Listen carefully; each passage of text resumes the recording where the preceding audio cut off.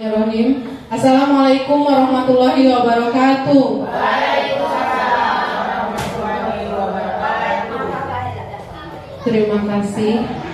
Yang saya hormati Bapak Kepala SD Negeri 36 atau yang mewakili Ibu Wakil Kepala Sekolah. Yang saya hormati Bapak Ibu Guru SD Negeri 36.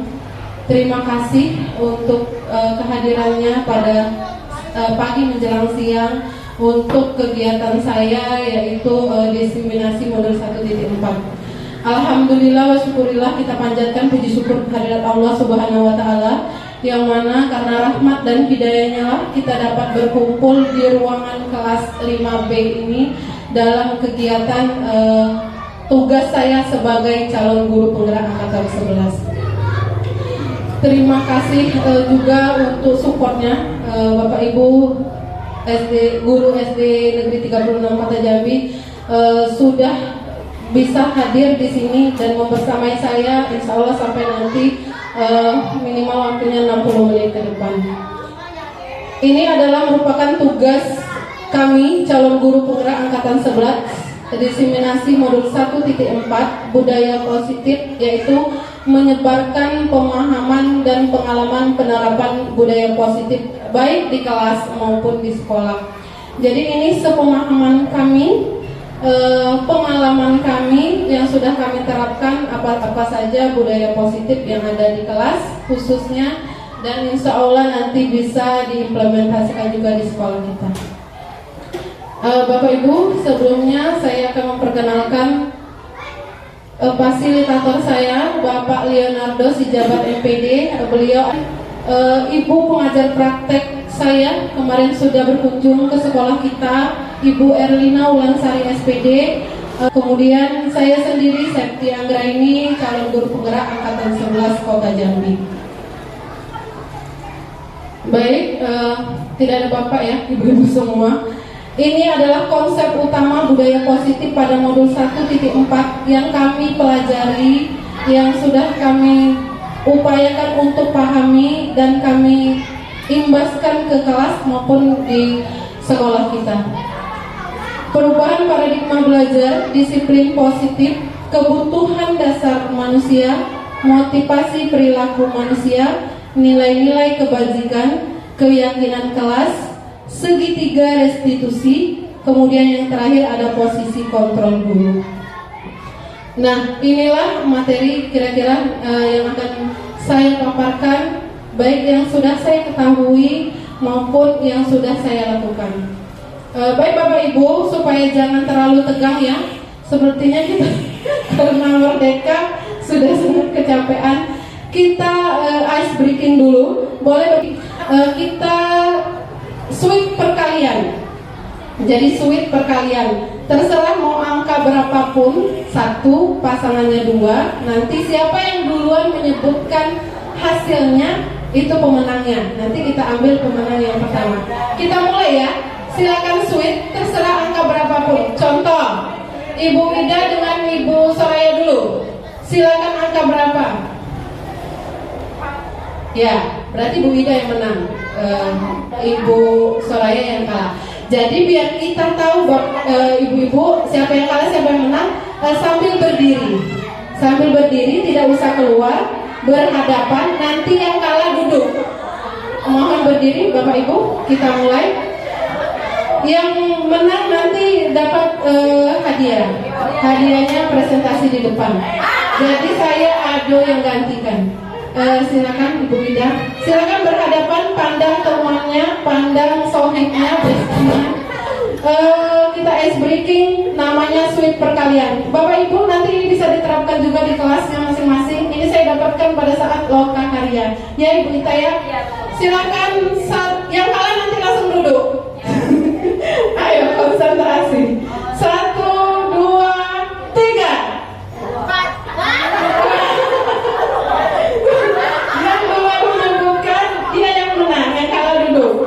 Sudah?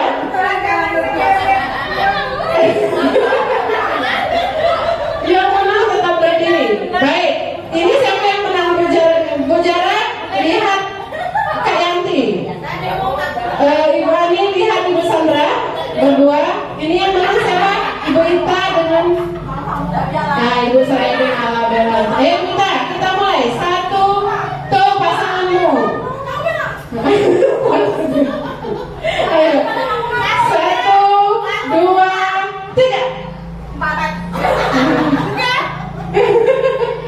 Duduk. Kayak tadi lagi.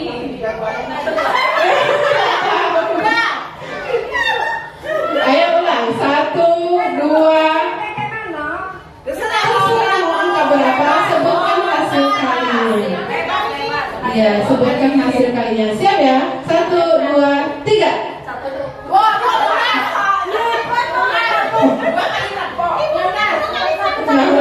Ayo dulu.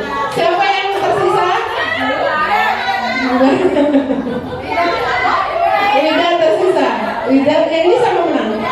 Bujara. Baik, Wida dengan Ibu Sandra dulu. 1, 2, 3. Silakan Wida yang menang. Wida dengan Bujara. 1. Dan ngomong. 1, 2, 3. Wida yang menang. Oke Bu Wida, minta refleksinya. Kira-kira menurut Ibu Wida dari ice breaking tadi apa yang mesti didapatkan atau ditingkatkan? Coba. Kira-kira manfaatnya. Oke, menurut saya ice breaking seperti ini sangat seru ya, karena melatih konsentrasi juga, terus juga membantu untuk menghafal perkalian pada anak-anak. Oke, terima kasih. Baik, terima kasih Bu Wida. Itu saja ya untuk mencairkan suasana. Kita lanjut, Ibu-ibu. Ini adalah perubahan paradigma belajar. Ada istilah yang namanya pembelajaran berpusat pada guru, pembelajaran berpusat pada murid, kemudian bergeser lagi sekarang lebih difokuskan lagi dengan pembelajaran berdiferensiasi. Jadi kita bahas satu, pembelajaran yang berpusat pada guru itu adalah dalam pendekatan ini guru menempatkan diri sebagai orang yang serba tahu dan sebagai satu-satunya sumber belajar. Jadi ibu-ibu, ini saya rasa adalah paradigma zaman dahulu. Jadi guru memang menjadi center, menjadi pusat, dan metodenya yang digunakan ceramah. Jadi begitu. Bergeser lagi pada perubahan paradigma belajar kita menjadi pembelajaran berpusat pada murid. Ini untuk guru penggerak. Ada istilah dari filosofi Ki Hajar Dewantara bahwa guru menghamba kepada murid. Ini sempat menjadi kontroversi. Mengapa menghamba kepada murid? Makna yang tersirat padahal di situ adalah apapun yang kita lakukan untuk kegiatan di sekolah maupun di kelas adalah tujuan akhirnya adalah untuk kepentingan siswa kita. Jadi timbullah istilah dari Bapak Ki Hajar Dewantara, guru berhamba pada murid. Jadi kita memang melayani murid dengan sepenuh hati. Terus bergeser lagi menjadi pembelajaran berdiferensiasi. Artinya di sini adalah bahwa pembelajaran selain berpusat kepada murid tadi adalah meningkatkan potensi murid melalui gaya belajar, kemudian minat dan kesiapan belajar mereka masing-masing. Baik, kita lanjut.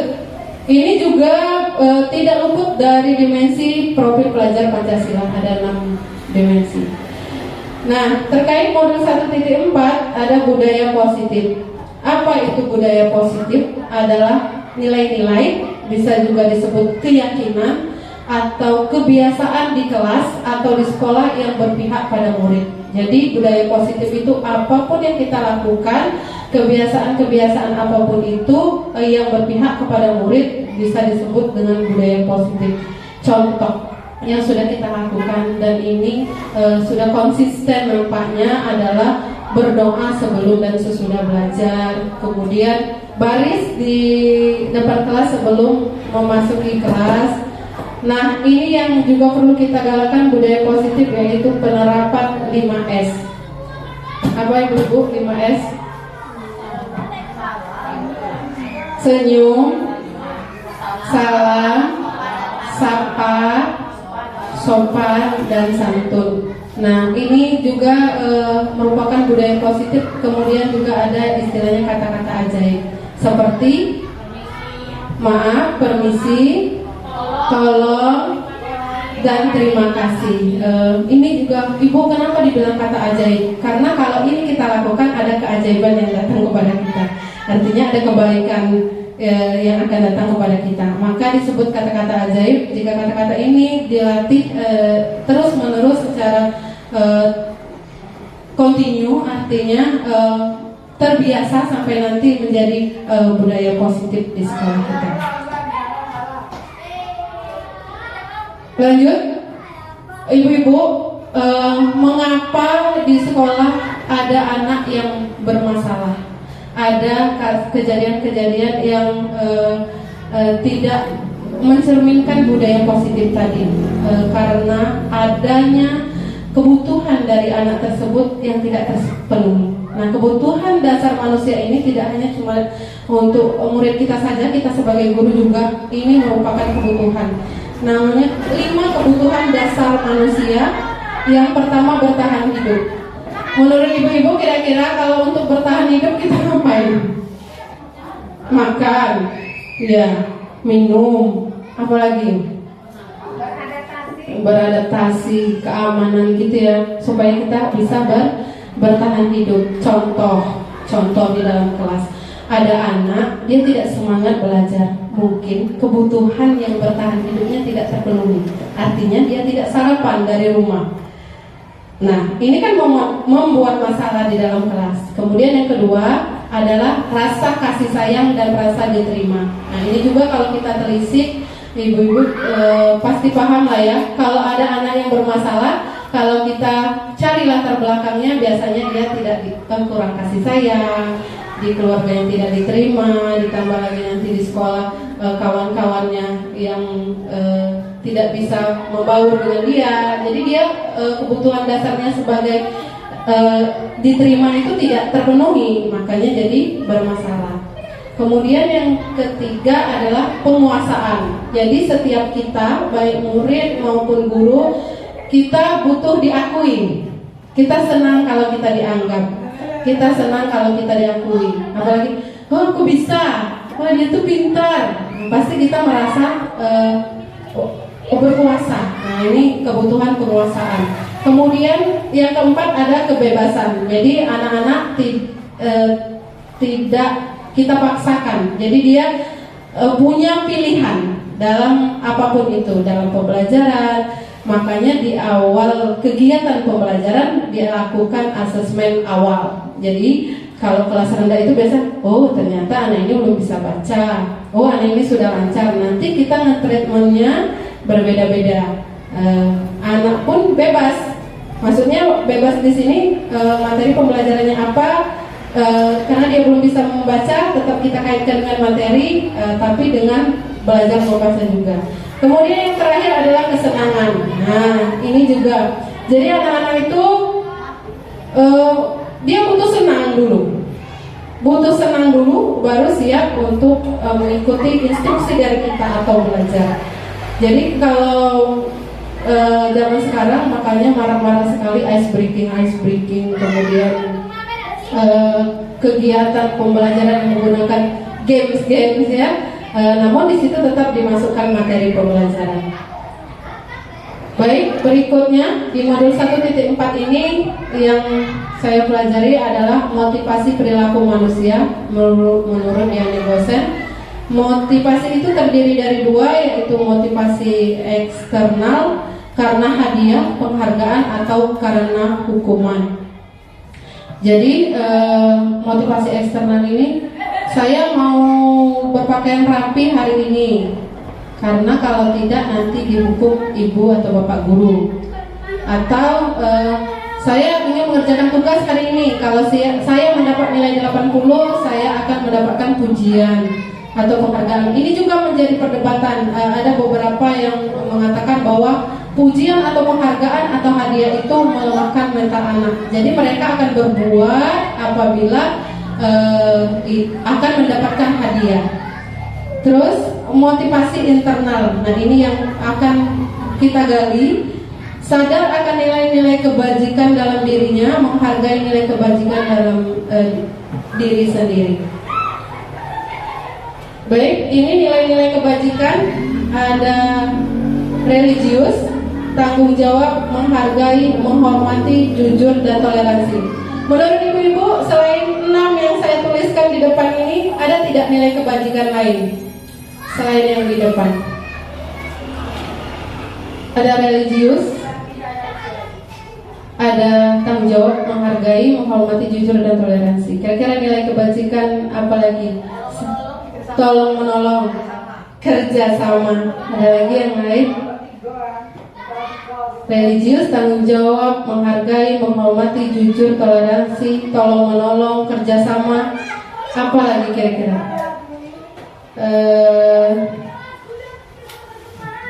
Yang termasuk dalam dimensi profil pelajar Pancasila itu juga merupakan nilai-nilai kebajikan, berakhlak mulia, gotong royong, mandiri, kreatif, dan berkebinekaan global. Nah, itu nilai-nilai kebajikan juga. Kita lanjutkan, apa kaitan nilai-nilai kebajikan itu adalah dengan keyakinan kelas. Nah, ibu-ibu, di sini menurut sepengetahuan saya bahwa setiap instansi, apalagi sekolah kita, pasti mempunyai yang namanya peraturan. Tapi peraturan itu adalah dibuat secara sepihak, ya. Bergeser di pendidikan PBG, di guru profesional, itu namanya kesepakatan. Artinya kalau sudah sepakat, ini ya, aturan tadi berubah, disepakati dari kedua belah pihak, maka jadi kesepakatan.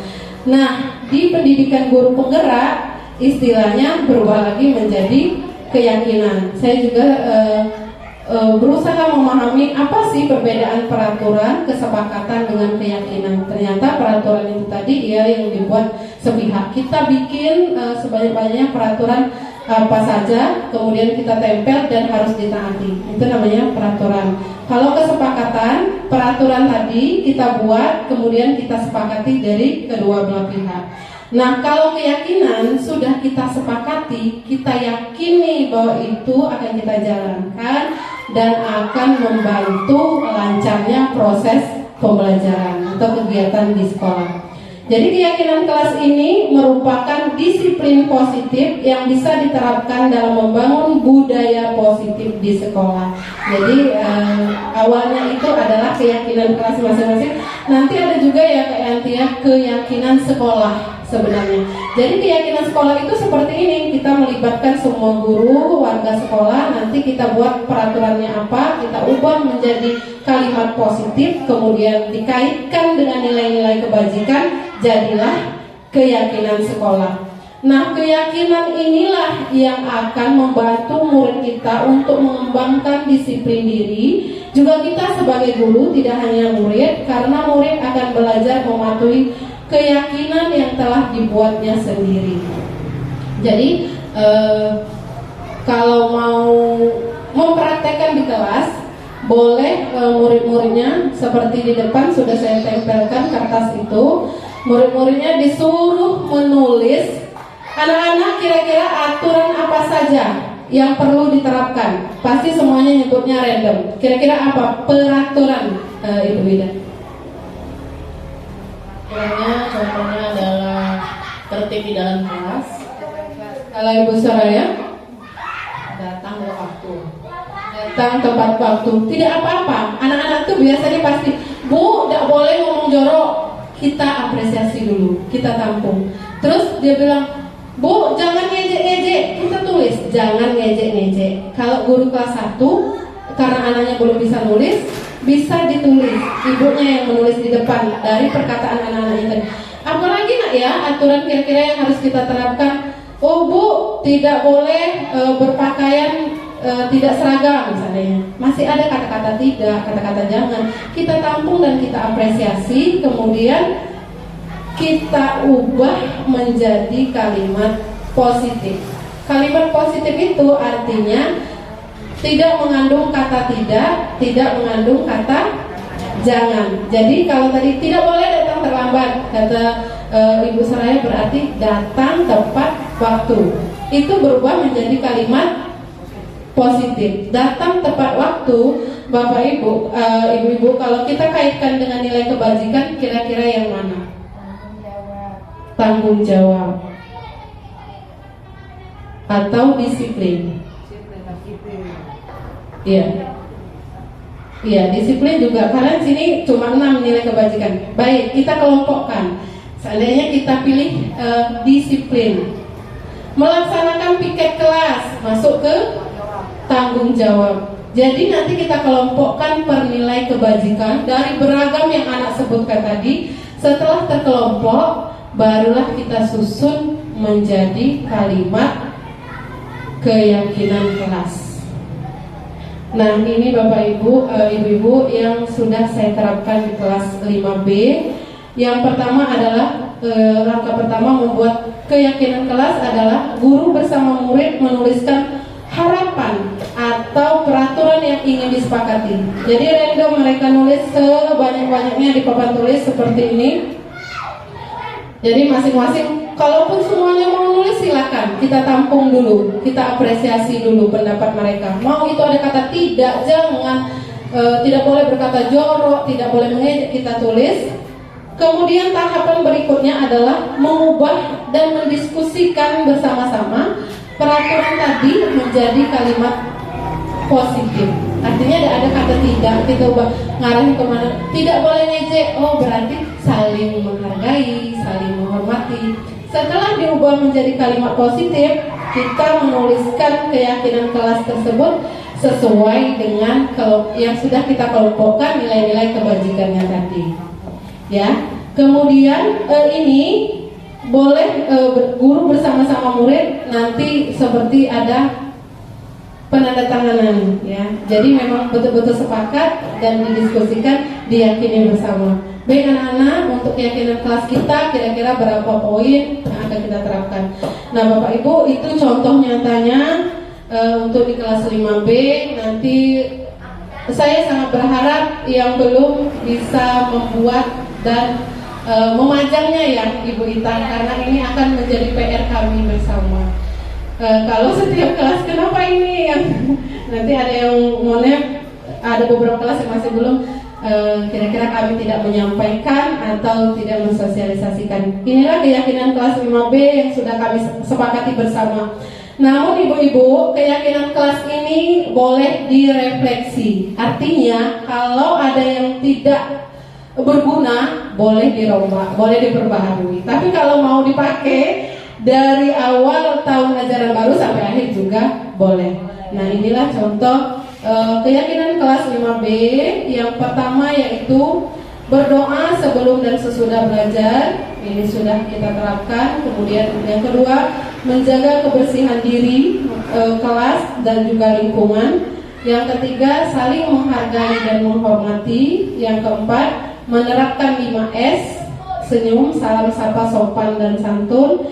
Ini sudah setiap hari disosialisasikan, tetapi kita tidak bisa mengubah karakter diri yang sudah ada pada anak.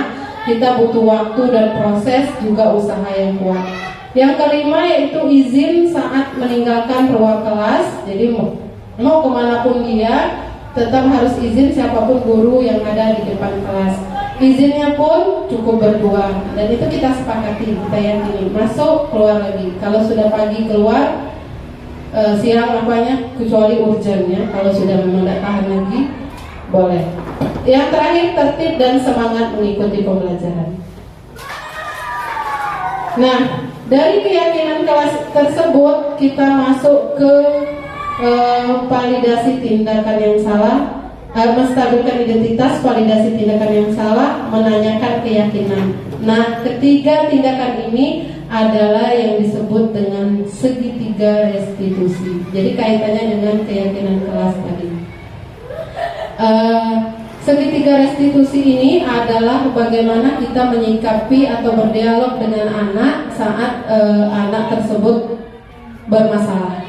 Jadi yang pertama adalah menstabilkan identitas, yang kedua memvalidasi tindakan yang salah, yang ketiga menanyakan keyakinan. Menstabilkan identitas ini adalah apabila anak itu lagi emosi, benar-benar emosi, jadi kita stabilkan dulu. Tantrum. Iya. Jadi menstabilkannya, ada apa? Mengapa? Sini, duduk dekat ibu. Boleh cerita. Tidak apa-apa, apapun kesalahan kamu ceritakan dulu. Nah, diceritakannya kesalahannya. Semua orang pernah salah. Mungkin ibu sendiri pun pernah melakukan itu. Jadi dia sedikit ditenangkan, distabilkan emosinya. Sudah stabil nih, sudah lunak, sudah diam, tidak tantrum lagi. Baru kita validasi. Kira-kira mengapa melakukan tindakan tersebut. Anak pun bercerita dan sebagainya. Yang ketiga, kita kaitkanlah dengan keyakinan kelas tadi, nilai-nilai kebajikan yang sudah kita sepakati. Berarti kamu sudah melanggar keyakinan kelas kita ya? Kalau iya, kira-kira yang mana? Kita tidak boleh, kamu udah bertanggung jawab. Biar dia jawab sendiri. Oh bu, keyakinan kelas yang saya langgar, mungkin dipilihnya lah yang sudah kita sepakati dan kita yakini tadi. Baik ibu-ibu, kita nonton sejenak. Saya juga sudah melakukan tugas demonstrasi kontekstual. Kita tonton, ini durasinya 5 menitan. Ini adalah penerapan segitiga restitusi di kelas saya yang sudah coba saya lakukan.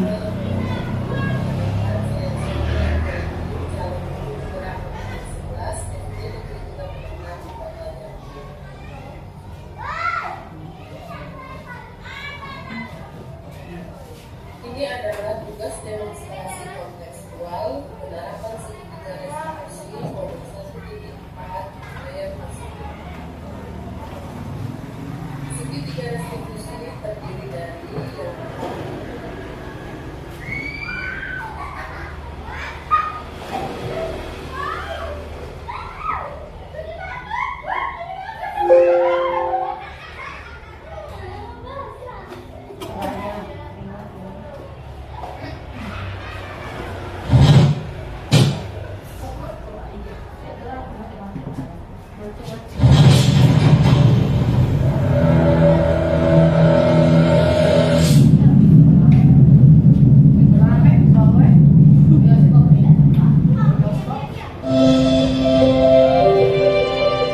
Assalamualaikum warahmatullahi wabarakatuh. Perkenalkan, saya Septi Anggraini, calon guru penggerak angkatan 11 SD Negeri 36 Kota Jambi.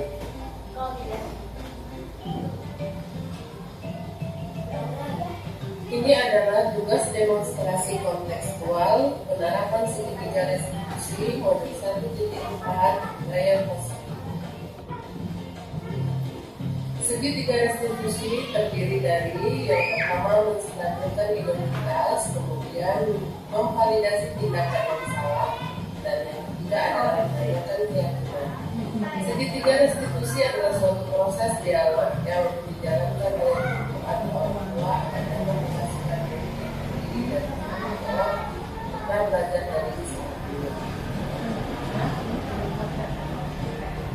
Bagaimana tahapan dalam segitiga restitusi adalah menstabilkan identitas, yaitu bagian dari proses pembelajaran berdasar informasi dan menjadi sukses. Contoh, tidak apa-apa, setiap orang pasti bermasalah. Tahapan kedua, yaitu memvalidasi tindakan yang salah, adalah berdasarkan prinsip perilaku upaya menuju suatu kebenaran. Contoh, ibu yakin kamu pasti punya alasan tertentu membuat kesalahan. Tahapan ketiga, yaitu menanyakan keyakinan, adalah memberi pertanyaan memunculkan motivasi intrinsik dengan mengaitkan rencana dengan keyakinan. Kasus pertama adalah alim yang marah-marah, menangis dan menendang kelas pada saat jam istirahat. Dia merasa kesal dan marah dengan karena mereka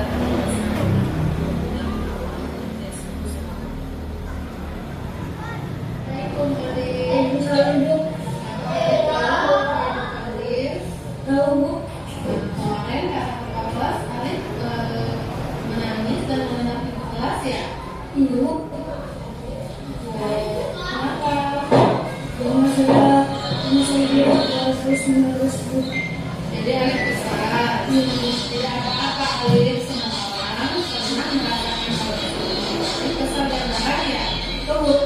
Ya baik. Apakah Alif masih ingat sama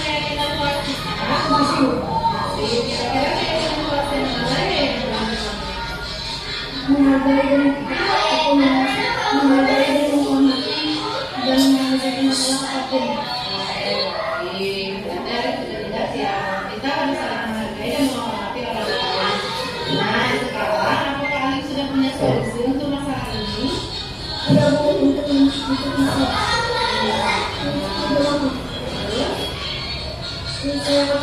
Saya berjanji tidak akan mengulangi lagi, dan setelah berjanji tidak akan bisa begitu. Baik, kita mengapresiasi dan senang sekali atas pertimbangan Kedua, saya berjanji tidak akan mengambil imigrasi lagi selama ini. Terima kasih Ali. Assalamualaikum, perkenalkan nama saya Alizal Faiza. Saya senang sekali karena berdiskusi dengan Sakti. Kedepannya saya tidak akan pernah lagi melanggar peraturan keyakinan kelas. Terima kasih. Wassalamualaikum warahmatullahi wabarakatuh. Permasalahan yang kedua adalah mereka yang tidak mengerjakan tugas atau pekerjaan rumah padahal rajin datang ke sekolah, tapi keesokan harinya selalu tidak mengerjakan pekerjaan rumah.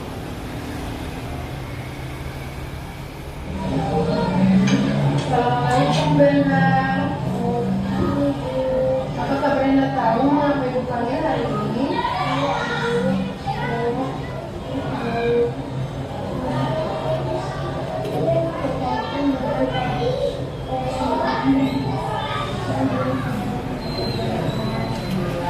Apakah kemarin Brenda sekolah? Baik, apakah Brenda sekolah pasti pernah salah dan tidak mengerjakan tugas begitu pun ibu.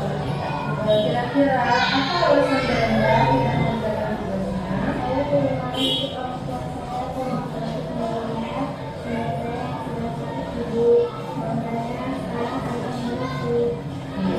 baik. Apakah Brenda masih ingat keyakinan kelas yang telah kita berikan tadi?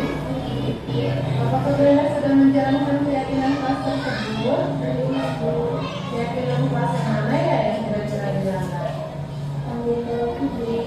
Iya, baik. Apa kira-kira solusi yang akan Brenda lakukan? Apakah Brenda sudah tahu?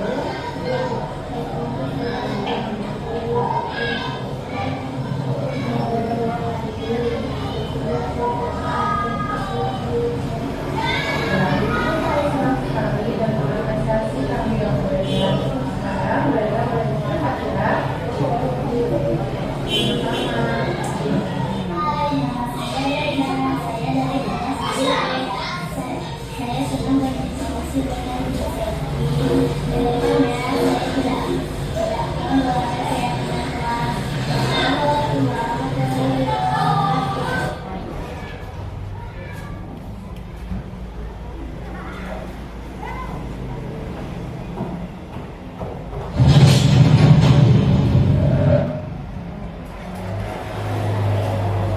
Baik, terima kasih untuk sudah menonton dari tugas saya demonstrasi kontekstual modul 1.4 tentang budaya positif penerapan segitiga restitusi.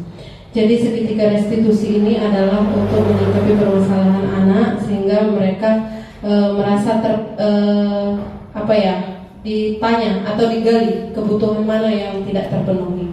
Contoh tadi yang melanggar tanggung jawab, ternyata dia ikut orang tuanya ke tempat neneknya sehingga tidak sempat lagi mengerjakan PR. Jadi tapi ini jadi perdebatan juga kalau semua kita terapkan segitiga restitusi tapi anak itu tetap melakukan kesalahan yang sama dan berulang-ulang, maka ini boleh ke arah konsekuensi, ya Bu Ita ya.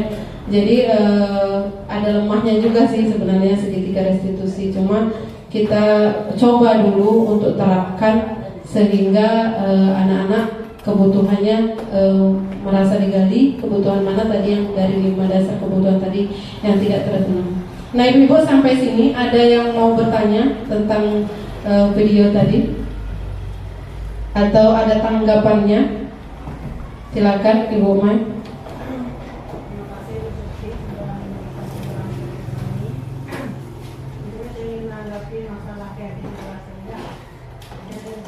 kelas ini tadi dibuat secara bersama-sama dengan prosedurnya masing-masing.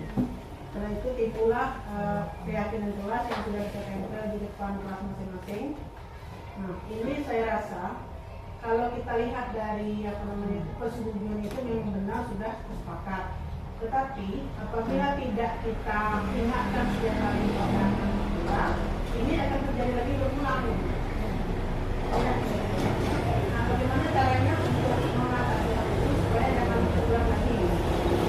Pertama, yang kedua, masalah juga kayak kelas, saya merasa sendiri bahwa di kelas saya itu tidak terjadi.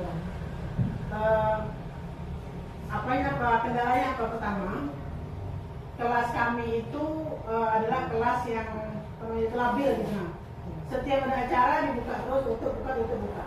Sehingga untuk membuatkan menempel itu tuh kadang-kadang anak kumpul, tarik surat sampai rusak gitu. Itu yang pertama.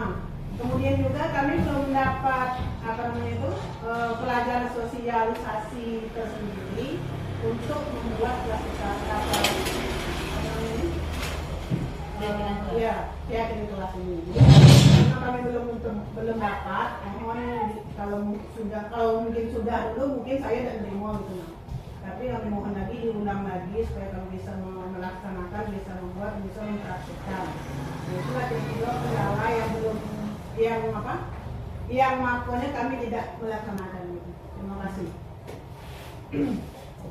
Baik, terima kasih Bu Masyara atas tanggapan. Berikut pertanyaannya, ada 3 tadi kalau saya tangkap.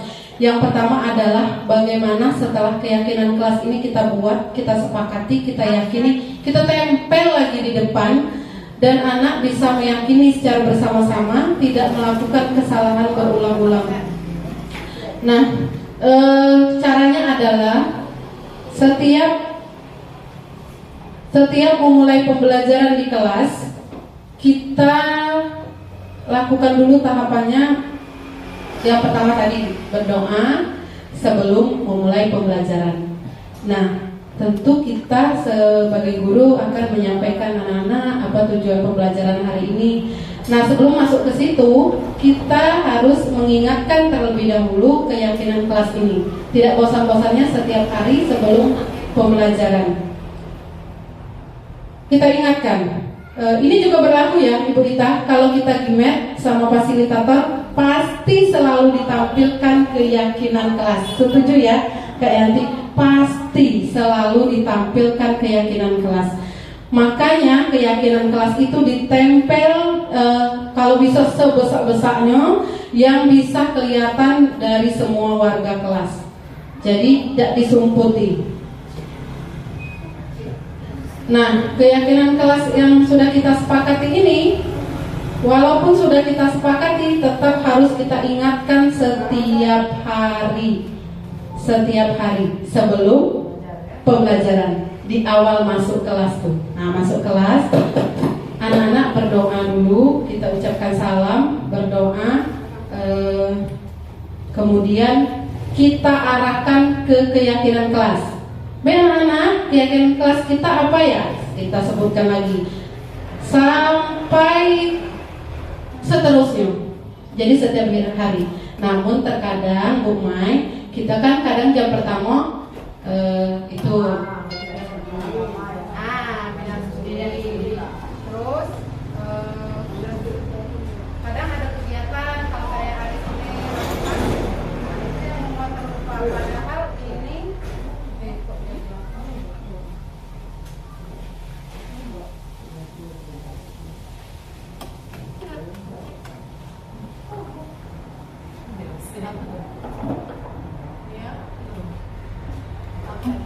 Padahal ini padahal ini harus kita ingatkan. Jadi kalau fasilitator kami Bu, setiap gimet tuh, baik Bapak Ibu, sebelum kita memulai pembelajaran kita ingatkan lagi, ditampilkan sebesar-besarnya. Itulah kayak mana keyakinan kelas kita nih, tidak bosan-bosan dia bacakan. Padahal kita ini sudah ibu bapak guru yang lintas jenjang, malah SD, SMP, guru SMA, apalagi anak murid kita yang masih SD. Jadi memang harus continue Bu, setiap hari itu aturannya. Cuma ya tadi tuh kita kan jadi kadang ada kegiatan itu, ada kegiatan sudah masukkan anak bukalah buku, sudahlah ada ingat lagi keyakinan tadi yang terpampang situ, bacalah sendiri. Tidak seperti itu Ibu. Jadi anak-anak satu sampai setiap hari sampai mereka lengket. Nah itulah yang membuat meningkatkan motivasi intrinsik. Jadi dia mau berdoa sebelum belajar, kegiatan apapun awal dan sesudah harus berdoa. Kemudian yang kedua tadi apa, menjaga kebersihan. Jadi mereka kalau lihat sampah, nah disitulah tugas kita. Jadi memang harus diingatkan. Itu. Yang kedua tadi dari pertanyaan Bu Mai adalah kelasnya yang sering dipakai untuk kegiatan apapun karena ada memang sekat. Jadi kalau nempel di depan itu rusak atau apa, mungkin bisa di dinding sebelah kanan, dinding sebelah kiri, buat karton sebesar itu. Kalau saya itu kan saya bagi dua tuh Bu, satu karton. Mungkin Ibu bisa sebesar karton itu di dinding sebelah kanan. Nah, iya, di belakangnya itu biasanya ada nama-nama seluruh anak beserta guru kelasnya, nanda tangani. Jadi ada perjanjian. Nah, jadi nanda tangan. Di belakang itu ditempel. Kalau ditempel di situ jadi tidak kelihatan. Ya, nah. Terus jangan lupa setiap tahapan tadi dipoto, dokumentasikan. Karena sekarang ini memang zamannya bukti nyata, makanya muncullah aksi nyata. Nah, jadi kami ada tuh, jangan-jangan nih ibu nyuruh lah tuh buatnya di rumah, atau dia nyuruh siapa, atau yang jadi perdebatan kemarin adanya banyak di Shopee, dia pun beli tempel. Enggak gitu. Apapun kegiatan di sekolah proses.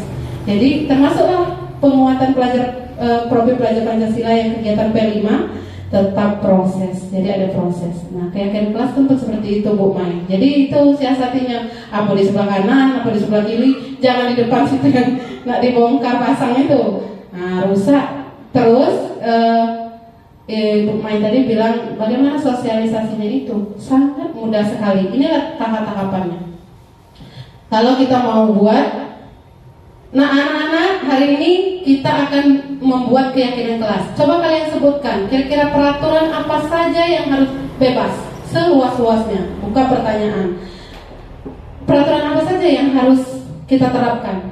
Yakinlah Bu, di kelas itu pasti anak menjawab dengan berbagai jawaban yang bervariasi. Jadi tidak boleh ribut Bu, kita tulis tidak boleh ribut. Atau kalau kita malas nulis, kalau yang guru kelas tinggi ini pakai sticky note. Ini ada yang besar kan? Nah, Ibu siapkan kertas itu.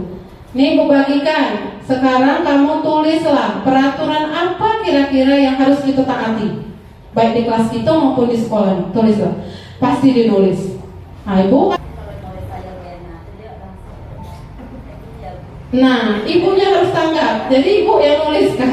Kalau pakai stick note, apa nak? Nah, Ibu yang nuliskan. Itulah yang namanya menghamba kepada murid tadi. Jadi memang kita bekerja. Nah, makanya kalau balik itu kayak udah lelah, sangat lelah. Nah, jadi ya kayak enak. Bu, kalau menurut kami itu tidak boleh ejek, katanya kan. Nah, Ibu nulis tidak boleh ejek tempel. Jadi semua anak tuh berpartisipasi. Dan sudah semua. Baik anak-anak, ini kan masih banyak kata tidak, kata jangan. Kita ubah jadi kalimat positif. Apa Bu kalimat positif? Jangan pakai kata jangan, tidak boleh pakai kata tidak. Nah, apa tadi? Tidak boleh ribut di dalam kelas. Kalau kita hilangkan tidaknya, kira-kira apa ya tindakan yang harus kita lakukan? Yang berpikir lah, ada Bu. Jawablah dia. Apa kira? Oh tertib Bu. Nah, apa? Tulislah. Sudah berubah jadi kalimat positif, kelompokilah ke nilai-nilai kebajikan tadi. Oh, kalau tertib belajar dalam kelas tuh masuk ke mana nak ya? Nah, kita kelompokkan. Terakhir baru penyusunan keyakinan kelasnya, kata-katanya. Ini juga jadi perdebatan juga kemarin waktu elaborasi. Apakah keyakinan kelas ini satu kata dari nilai kebajikan itu? Contoh, Keyakinan kelas 5B, tanggung jawab, toleransi, kan satu kata tuh. Apakah boleh? Boleh. Boleh, asal sama-sama memahami. Toleransi kan luas. Nah, apa yang harus kita perbuat dari toleransi itu? Contoh, ada kawan yang sakit cici tidak tahu, atau mau sumbangan sosial apa cici tidak tahu. Nah, kira-kira, ada yang rasanya kan? Berarti dia melanggar toleransi. Tetapi boleh juga diuraikan seperti ini, karena anak nih kalau tidak sejelas-jelasnya, tidak tahu dia apa yang nak diperbuat. Kita tulislah di situ yang tanggung jawab. Apa ya? Tidak tahu dia. Jadi diuraikanlah dikit. Pada dasarnya dia satu kata.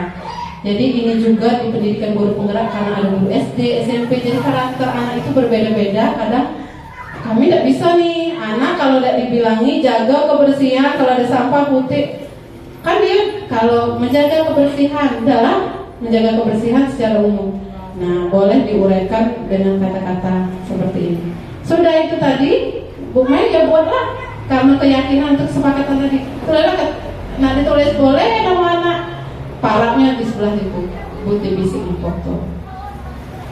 Jadilah keyakinan kelas. Nah, dari keyakinan kelas tadi kita kaitkan dengan segitiga restitusi, kemudian ini ada posisi kontrol guru. Jadi kalau seorang guru sudah menerapkan segitiga restitusi, maka dia bisa disebut sebagai manajer. Jadi betul, memang kita kayak manajer duduk sini kan, menangani anak yang bermasalah tadi. Nah, kita terapkan 3 tahapan dari segitiga restitusi tadi, maka kita sudah bisa disebut manajer. Ya, ada juga yang bertanya, gimana kalau segitiga restitusinya tidak berurutan? Nah, menurut ibu-ibu boleh tidak? Boleh tidak? Tadi ada 3. Yang pertama, menstabilkan identitas atau emosinya. Sudah stabil, ini sudah kita tenangkan, stabil, habis sudah ajak ngomong, baru kita validasi tindakan kesalahan tadi. Apa yang latar belakangnya dia melakukan itu memvalidasi. Baru kita kaitkan dengan keyakinan. Itu 3 tahapannya. Kira-kira boleh tidak kalau diacak?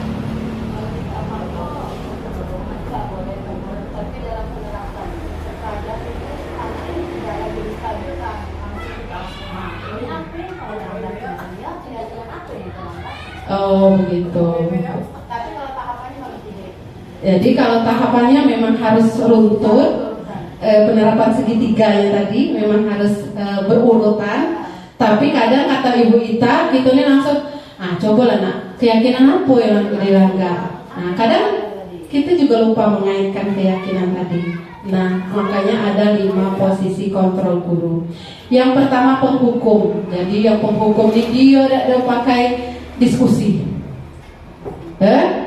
Mau sampai putri sampai itu buat. Nah itu penghukum. Jadi dia tidak pakai toleransi. Seorang penghukum ini bisa menggunakan hukuman fisik maupun verbal. Tapi saya rasa kita di SD Negeri 36 tidak ada lagi. Karena ya tadi paradigma perubahan pembelajaran tadi sudah bergeser ya Bapak Ibu. Kalau dulu mungkin lah ya, fisik ini masih ada zaman dulunya kan. Kalau zaman Ibu Ani lagi SD kali ya. Ada nggak? Kenapa? Iya. Maksudnya tuh hukuman fisiknya itu nyata. Tapi kalau sekarang memang tidak boleh. Kembali tadi, pembelajaran yang berpihak kepada murid, guru menghamba kepada murid. Jadi pelayanan kita tuh memang full, sefull-fullnya waktu di kelas maupun di sekolah. Ada yang setuju? Tapi kayak mama kadang-kadang nggak tahu sebab akibatnya atau tahu kita galau gitu kayak murid kelas 6 tuh.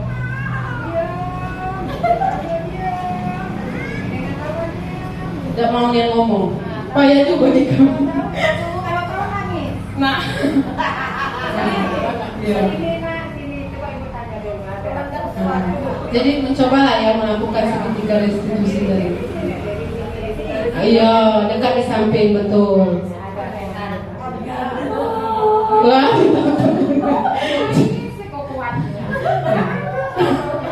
Jadi gurunya yang sosok.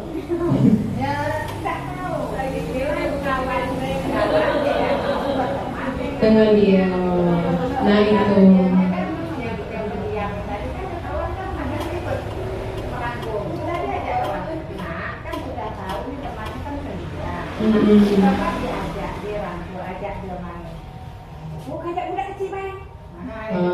Maksudnya membawa saja, tidak usah main aja. Berarti yang abian namanya Bu. Berarti yang direnggut itu apa dari 5 kebutuhan dasar? Kebebasan dia, apalagi rasa kasih sayang dan diterima tadi. Jadi dia sudah menenangkan anak, kemudian menanyakan alasannya apa, tapi kaitkan juga dengan keyakinan kelas. Jadi Bu Ani sudah jadi manajer hari itu. Ya, sudah menerapkan segitiga restitusi. Oh, kita balas senyum Bu. Senyum. Iya. Jadi ibu udah kurang dikit tugasnya kan, senyumnya payah dilatih. Mungkin nyapa lagi kan, si Palkan. Itu anak saya juga dulu. Belum bicara dia sudah tersenyum.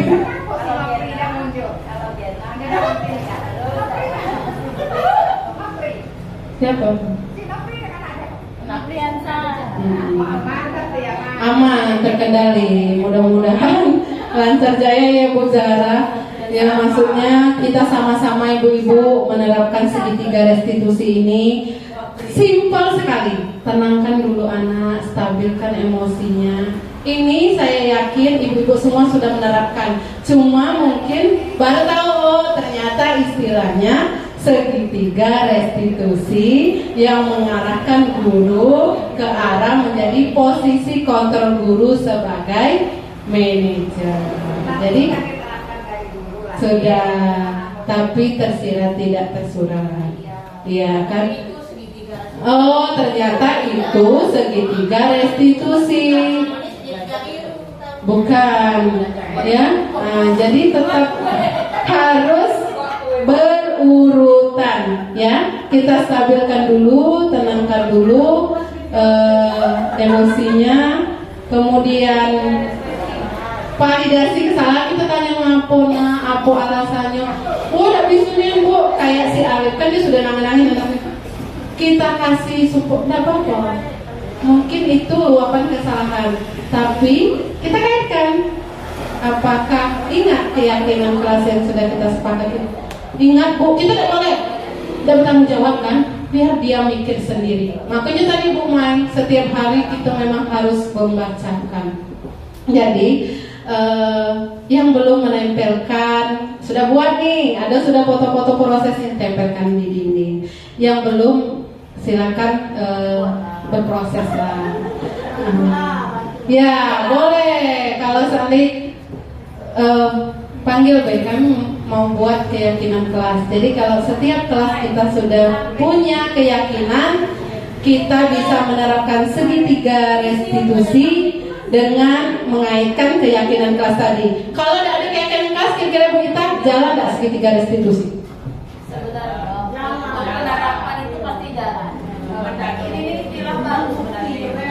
Segitiga restitusi ini kalau ada lagi benar-benar jalan ya. Jalan. Kami yang senior ini kalau kita tolong harus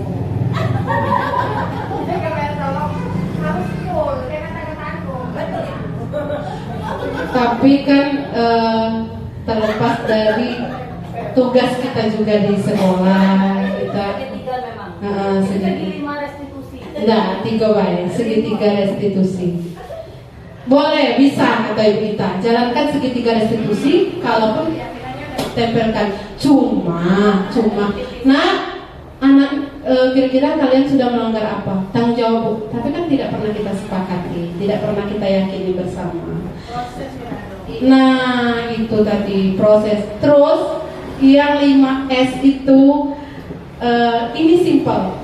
kita budayakan di sekolah kita pelan-pelan bekerja sama, saling mengingatkan setiap kelas lah di kelompok terkecil, atau guru piket yang berdiri kan tersenyum, salam dan menyapa serta bersikap sopan dan santun. Ini sosialisasikan bersama-sama ibu-ibu untuk penerapan budaya positif 5S ini. Saya rasa sangat simpel, dimulai dari diri kita, di dalam kelas kita, kemudian nanti mengimbas ke sekolah kita. Karena ini memang butuh proses, ya. Mulai dari kelas 1 sekarang nih, kalau ibu gurunya sudah terapkan betul, nanti continue naik lagi ke kelas 2, nanti lama-lama SD kita menjadi SD yang betul-betul berkarakter. Kemudian ada yang namanya pemantau. Jadi posisi pemantau ini kayak dia tuh tegak, guru tuh tegak. Posisi berdasarkan peraturan. Penting peraturan kelas sudah ditempel, peraturan sekolah sudah ada. Peraturan mana yang tidak ditepati? Apa? Nah, itu pemantau. Dia tidak menghukum, tapi masih membuat anak takut. Terus pembuat rasa bersalah. Dia tuh lembut ya, tapi anak tuh tolonglah nak, ibu ini sudah capek. Nah, itu pembuat rasa bersalah. Jadi pembuat rasa bersalah ini tidak buruk, tapi nanti anak-anak seolah bagaimana ya bisa memberitahu kamu? Masa bodoh. Terus ada teman ini mengontrol murid melalui persuasi, mengajak. Jadi seolah-olah memang berteman. Nah, ini ada dampak positifnya, ada juga dampak negatifnya. Negatifnya anak-anak jadi kita memang perlu tarik ulur. Kita guru-guru SD Negeri 36 bisa menjadi posisi kontrol guru sebagai manajer. Setiap harinya konsisten. Jadi itulah. Kadang hari itu jadi pembuku.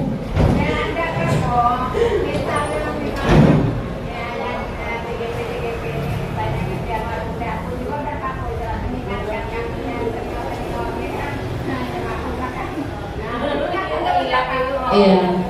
Intinya tadi layu, peganglah itu. Berpihak kepada murid, menghamba kepada murid. Jadi apapun yang kita lakukan memang untuk kepentingan murid-murid kita, tujuan akhirnya adalah murid. Makanya kemarin saya ada visi sebagai saya guru penggerak adalah menciptakan pembelajaran yang aman, nyaman dan menyenangkan.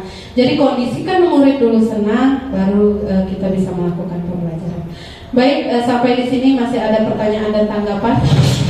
Saya sudah siapkan refleksi. Masih ada lagi yang bertanya? Ya. Sudah siapkan sticky note. Silakan gambarkan sesuai dengan refleksi di depan atas pemaparan pengalaman saya menerapkan budaya positif di sekolah. Kalau sedih, mungkin buat matanya bulat, ada air matanya. Saya capek ingat, ibu Septi ngajak itu lagi. Atau, bosan, boring lah, jangan. Boleh yang di tengah, jujur ya, jujur. Karena ini untuk refleksi saya umpan balik dari ibu-ibu semua. Silakan dibuat jujur gambarnya di sini. Ada pena kan? Saya bagikan. Kami akhirnya tahu mengenainya bahwa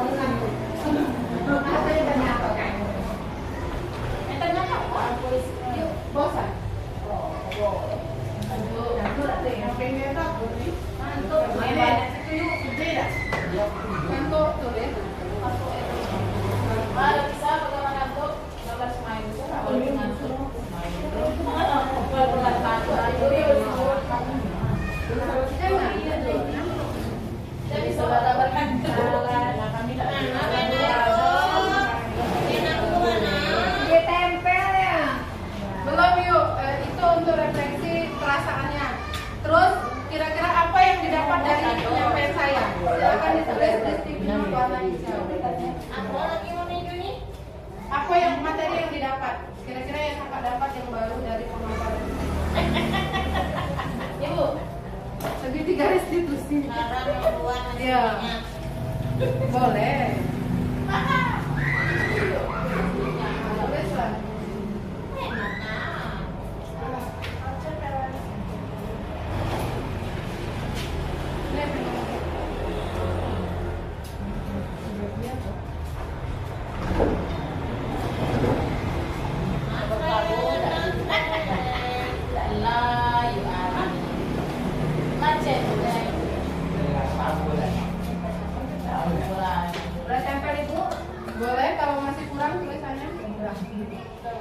Sudah? Itu yang hijau isi ini Bu, distribusinya. Nah, apa yang didapat? Apa yang didapat dari ini? Silakan ditempel di kertas. Kalau masih kurang materi yang didapat aku baik atau tanggapan kritik dan saran silakan.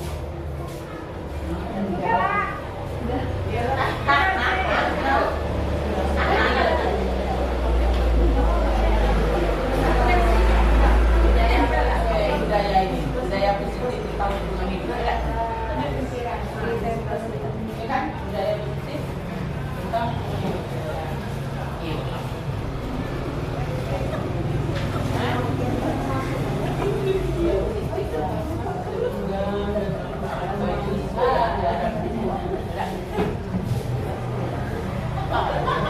Silakan ditulis perasaannya dengan emoticon ini, kemudian materi apa yang didapat, kemudian ada kritik dan saran ke depannya untuk saya perbaiki atau saya lakukan. Jika sudah, mohon ditempel di papan refleksi di depan. Pelajaran kelas.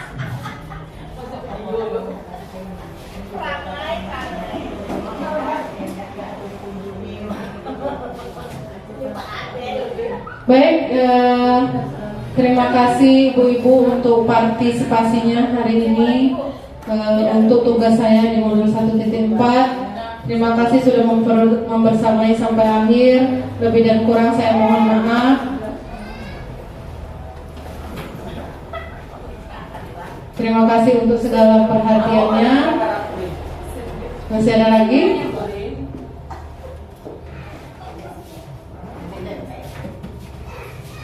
Terima kasih, lebih kurang saya mohon maaf. Saya akhiri, billahi taufiq wal hidayah. Wassalamualaikum warahmatullahi wabarakatuh.